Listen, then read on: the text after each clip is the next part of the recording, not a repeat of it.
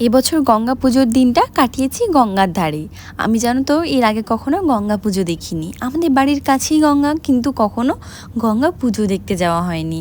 গেছি তবে গঙ্গা পুজোর মেলা দেখতে। আমাদের এখানে পুরো গঙ্গার ধার জুড়ে হয় গঙ্গা পুজোর মেলা। বিশাল বড় একটা মেলা হয়। আমার বেশ ভালো লাগতো এই গঙ্গা পুজোর মেলা দেখতে যেতে।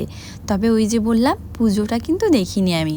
আর এবারের পুজোটা এসেছিল আমার মামাবাড়ির তরফ থেকে।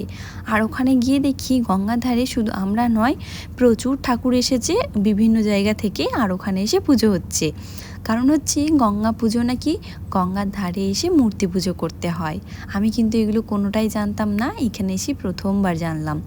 তবে আরও একটা ব্যাপার জানো তো, গঙ্গা পুজো নাকি গঙ্গার জল দিয়ে হয় না, হয় ডাবের জল দিয়ে।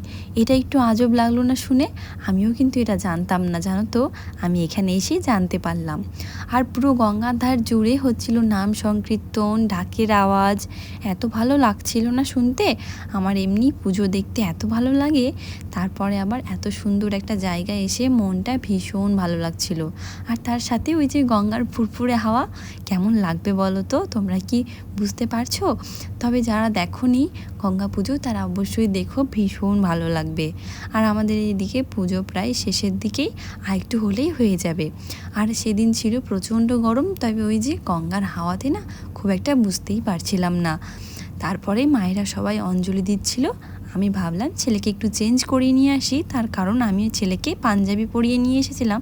আর সেদিন তো গরম ছিলই, তাই আমি ওকে গাড়িতে নিয়ে চলে গেছিলাম। আর গাড়িতে গিয়ে দেখি ভীষণ পরিমাণে গরম হয়ে গেছে গাড়িটা। তাই বাবাকে একটু বললাম এসিটা ছেড়ে দেওয়ার জন্য। আর ওখানে আমি ওকে চেঞ্জ করে নিলাম।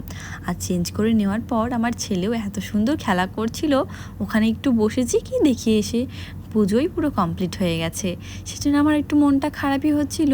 এর মাঝে নাকি একটা গঙ্গা থেকে কচ্ছপও উঠে এসেছিলো, জানো তো।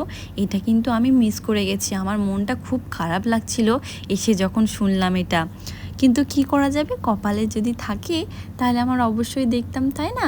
তবে কিছুদিন আগেই আমি একটা কচ্ছপ দেখেছি, তাই খুব একটা আমার খারাপ লাগেনি। তারপরে এখানে খাওয়া দাওয়ার কিছু ব্যবস্থা করা হয়েছিল। খাওয়া দাওয়া করে নিয়ে আমরা চলে গেছিলাম একটু দিদা বাড়ি। দিদার সাথে একটু দেখা করেই চলে এসেছি আবার বাড়ি।